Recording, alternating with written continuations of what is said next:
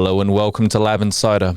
My name is Max, and as always, I'll be hosting you for a world of innovations and design. Today we'll be exploring the lab sector in a way that links with private businesses. How does a business bring about its invention into the marketplace using science and technology? Well, it comes from gaining knowledge from technology transfer. The Federal Laboratory Consortium is designed to help you in your time of need.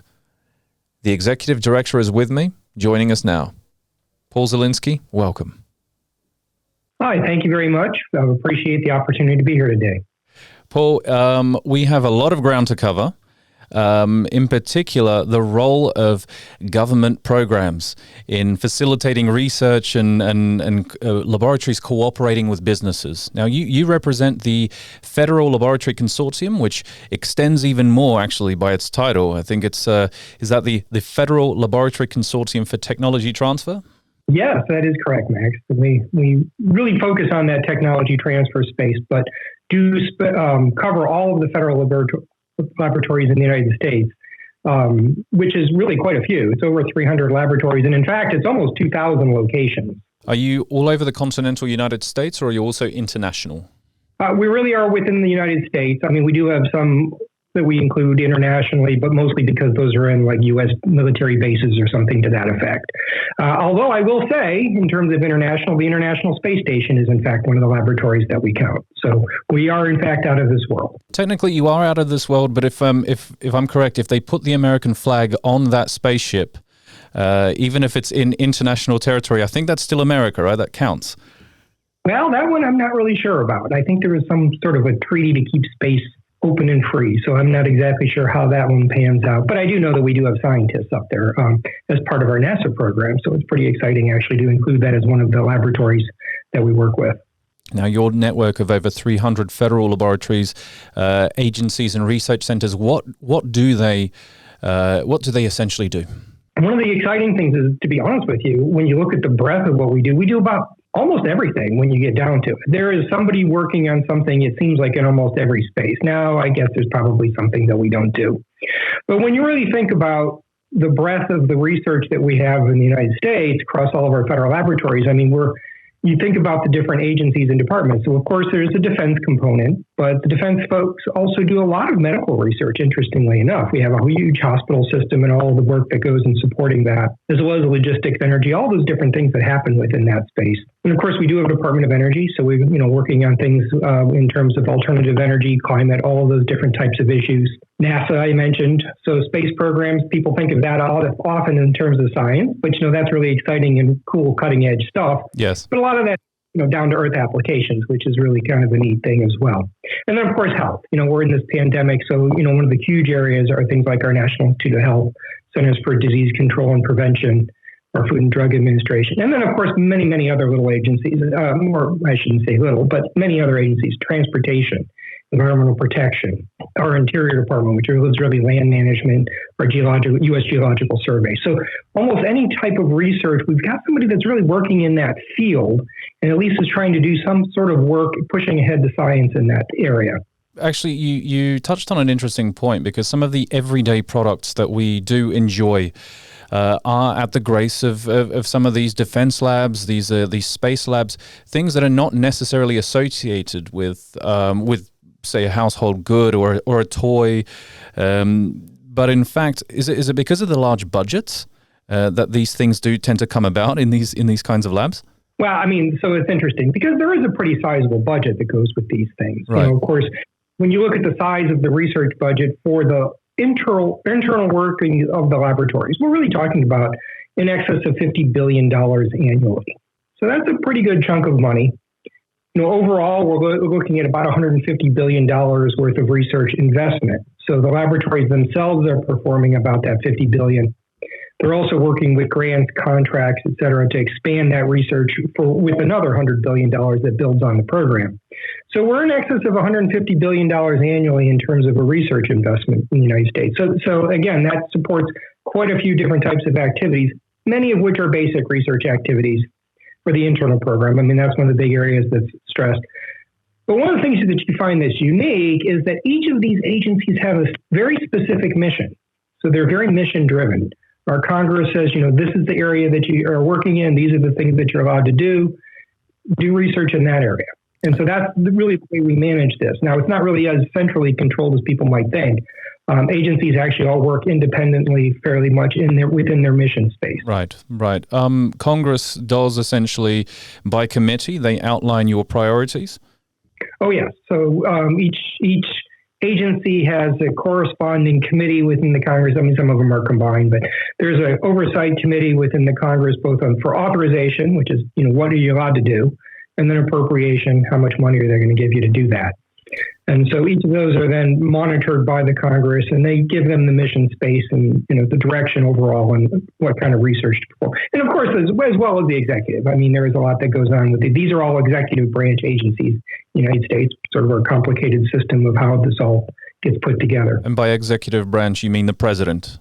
Under the president, yes. So all of the different departments report to the president. When Congress actually outlines your priorities, is it given within a time frame that these things can be achieved, or is it something that once, say, elections come and there are a new set of congressmen and women, does it happen that these people come in and suddenly change things, or do you get, say, a 6-year period in which you are uninterrupted?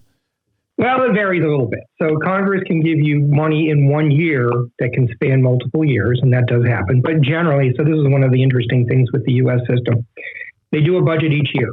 And every year, if you watch the news, you'll see them fighting about the budget every year, and they're doing it right now. The shutdowns, yes.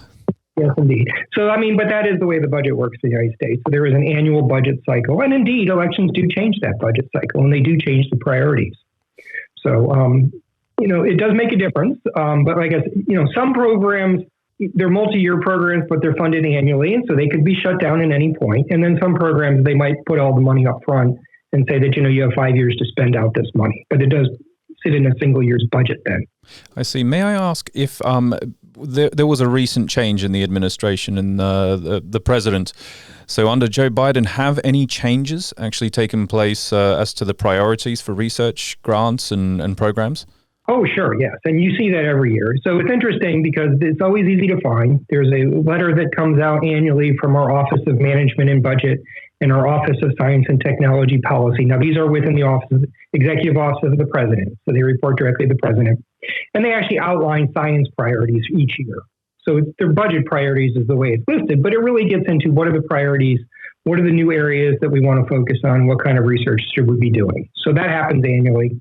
And it does change from year to year. And you do see some more interesting things that come about. I see. And this is roughly 150 billion annually. Yes. In fact, a little bit more than 150 billion now, but it's about that. This is taxpayer funded money, or is this with some sort of cooperation from the private sector? Well, now this is all the taxpayer side of things. So I think there's a really interesting part of what happens in the United States regarding research and development. So as I say, we spend about $150 billion of taxpayer dollars. That's government funded research. Now, if you look at the overall funding projections, our National Science Foundation puts out statistics on these things. There's actually in the neighborhood of about $550 billion invested annually in R&D in the United States. So where did the other $400 billion come from? And, that's the bulk of this money. Well, that comes from private research. So this is research that's funded by a company, or it's frankly, a lot of it comes from investment.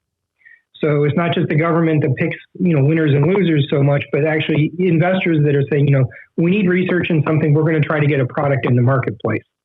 So I said a lot of government research tends to be skewed towards the basic research side, not all of it. A lot of the private investment, much more on the applied research and product development side.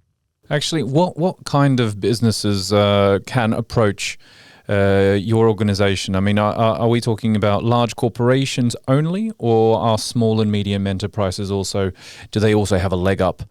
Well, so it's interesting because the way the actual U.S. law is written, the small businesses literally have a leg up. We are supposed to give preference to small businesses.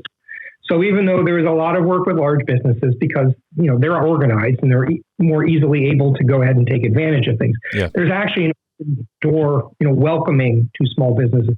And many small businesses have actually been very successful working with us. It's an interesting one. We actually have a small business innovation research program, SBIR, in the United States. It's not the same program, but we do work. We can actually integrate these different tools so they can get a grant or a contract earner an SBIR award for a small business, must be a small business. And then we can go ahead and do collaboration as well on top of that award in order to get the product, get the business stood up and get the product out there into the marketplace. What kind of products?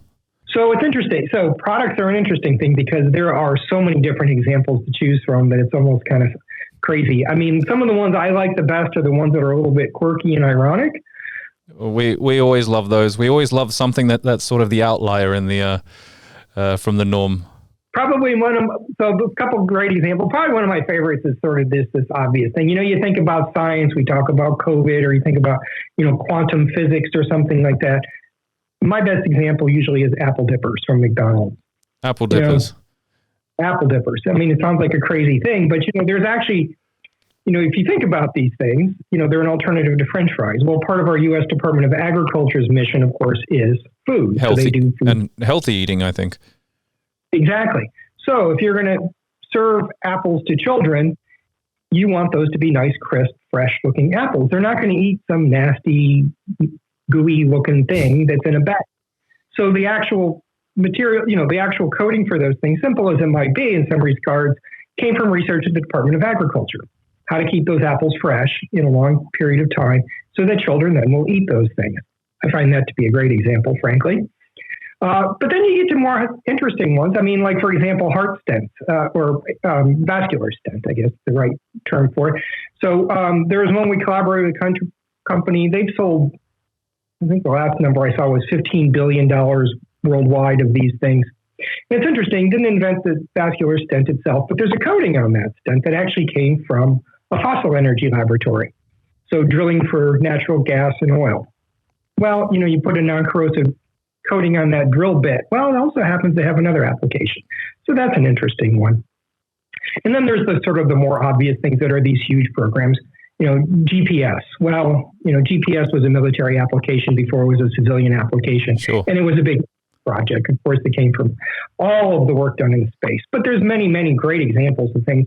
Some of the, talk about the vaccines for COVID, but there's other vaccines and medications. A couple of things from NIH, for example, like the Gardasil for the HPV virus. That actually came from research at NIH. Tamoxifen, actually, common cancer drug, that actually also was licensed actually from the National Institute of Health here at NIH. So, it really covers quite a few different products in different areas, and it's open to a lot of imagination in terms of what can be done. These are broad achievements, and we are beyond reasonable doubt that obviously you're serving a very noble national interest and the interest of people at large. But what is interesting is your priorities. Whilst you have a vested interest in these projects succeeding, there is no profit motive. You have a set budget and you stick to it. Right, and that's actually kind of an interesting thing when it gets to government. A lot of people look at the government. Again, you asked the question before about the level of control. The government doesn't have an interest in competing with the company. And that's sort of the interesting thing on the other side. We're not the competition because we don't make products. So if you don't make products, it's hard to, compete. So that's one of the nice things about working with the companies. We really do want to do the handoff, to the company. So that's a great piece of it. And of course, most of our things, we're not in it for a profit. Most of the money, we talked about that $150 billion. Well, that's appropriated funds. Those are taxpayer funds. There's not a profit motive. And in fact, we even have, for example, user facilities. People can just come and use the equipment at the facilities. It's actually specifically not for profit. You can't compete and you cannot make a profit. That's not the business of government. So, there's not much point in the profit. Now, sometimes things cost money. There's no doubt about that. But we do, it's not a profit motive. And in fact, it is much more of a mission. As I said, these authorizations and appropriations, that's what drives government research, not money in. I mean, we're essentially, would it be fair to compare your your mission to that of, say, public libraries, where essentially you're sharing the knowledge, the access to knowledge for people? Sure. I think that's a pretty good comparison, actually. I don't think I've ever heard that one before, but it's very true. I mean, we're trying to get this knowledge out there into the marketplace. And in fact, there's a lot of initiatives, particularly in the United States, in terms of open data, making sure those data sets are available and open information. Now, we do use things, for example, like intellectual property and patents. Now, that's interesting, kind of an interesting one when we think, well, why would the government patent something? Well, quite simply, there's a couple great reasons for it, honestly. One of the biggest ones is you want to be able to define what it is and then let it enter into the marketplace. So people, my example is if somebody just says, yeah, you can build a house down the road, it's free, don't worry about it. I don't think you're probably going to get a bank to fund that. So you really want to define what it is, make sure that you can show you have a deed, you have a right to it, an intellectual property right, that is clean, that you have the work. And then, of course, from the government side, one of our biggest prohibitions, what we cannot do from the federal side of things, is license something for someone to just sort of say, well, that outcompetes my product, I'm going to make sure it doesn't reach the market. So the Congress said our goal is what's called practical application from the Congress.